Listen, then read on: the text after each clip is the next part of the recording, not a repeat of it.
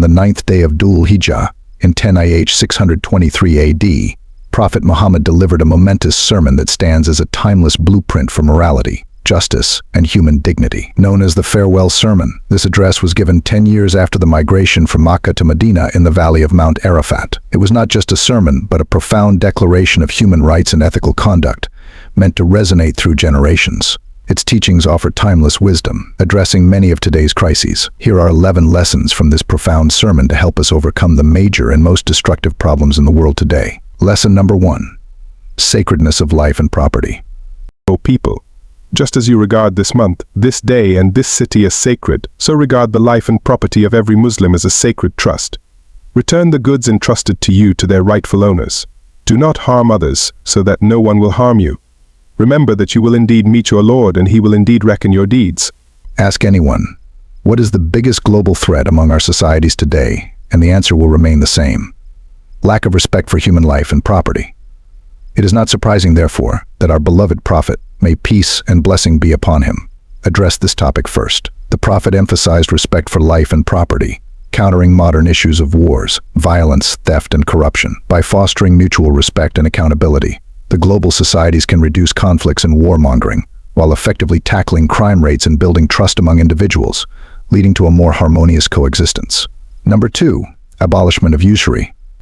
Allah has forbidden you to take usury. Therefore, all interest obligations shall henceforth be waived. Your capital is yours to keep. You will neither inflict nor suffer any inequality.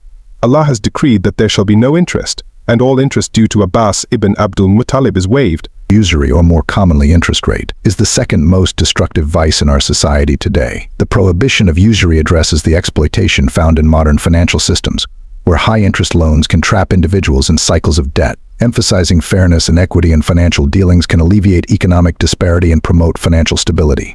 Number 3. Universal equality and brotherhood. All mankind is from Adam and Eve. An Arab has no superiority over a non-Arab, nor does a non-Arab have any superiority over an Arab. A white person has no superiority over a black person, nor does a black person have any superiority over a white person, except by piety and good actions. Every Muslim is a brother to every Muslim, and the Muslims constitute one brotherhood. Nothing is legitimate to a Muslim that belongs to a fellow Muslim unless it was given freely and willingly. Racism and discrimination are the core pillars of destructive vices in our communities.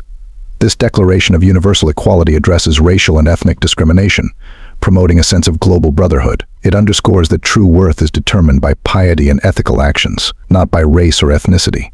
Number 4.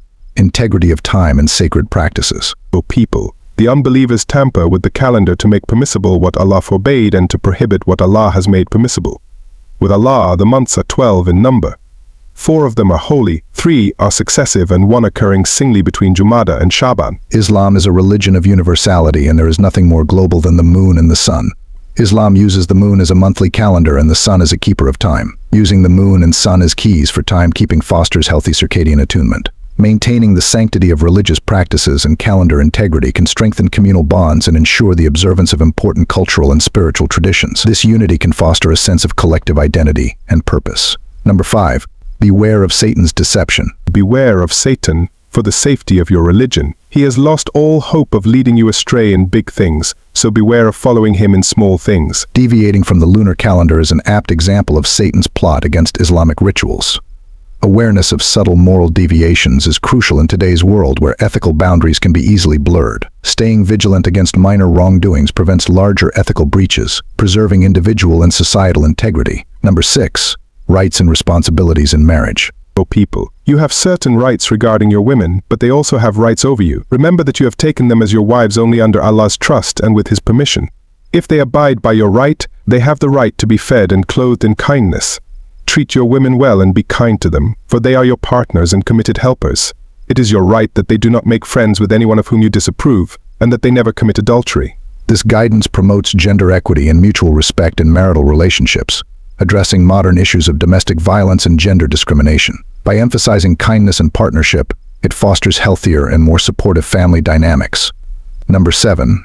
Core tenets of Islam. O people, listen to me earnestly. Worship Allah. Say your 5 daily prayers, fast during Ramadan, and give zakat. Perform Hajj if you can afford it. Adherence to these core practices strengthens personal spirituality and communal solidarity, These acts of worship and charity promote social welfare and provide a spiritual framework for ethical living. This also speaks to the simple nature of Islam, i.e., worship God alone, establish the daily prayer, fast during Ramadan, give zakat, perform Hajj if you can, and you are all set. Number 8. Forgiveness and reconciliation. Every right arising out of homicide in pre-Islamic days is henceforth waived, and the first such right that I waive is that arising from the murder of Rabi'a ibn al-Harith. Forgiveness and the waiving of past grievances can help heal our communities fractured by prevalent violence and historical injustices. This approach encourages moving beyond vengeance to focus on reconciliation and peace building. Number 9. Finality of prophethood and adherence to the Quran and Sunnah. O people, no prophet or apostle will come after me, and no new faith will be born. Reason well therefore, O people, and understand my words. I leave behind me 2 things, the Quran and the Sunnah. If you follow these, you will never go astray. This reinforces the importance of adhering to established religious texts and traditions. In times of moral confusion and spiritual searching, the Quran and Sunnah offer consistent guidance and a foundation for living a righteous life. Number 10. Spreading the word. All those who listen to me shall pass on my words to others, and those to others again, and may the last ones understand my words better than those who listen to me directly. O Allah, be my witness that I have conveyed your message to your people. The directive to disseminate these teachings emphasizes the responsibility of each individual to uphold and spread Islam as the true and final guide for mankind. This collective effort can create a ripple effect, leading to widespread moral improvement and social reform. Number 11. Divine revelation. As part of this sermon, Prophet Muhammad recited a revelation from Allah, which he had just received, completing the Quran as it was the last passage to be revealed.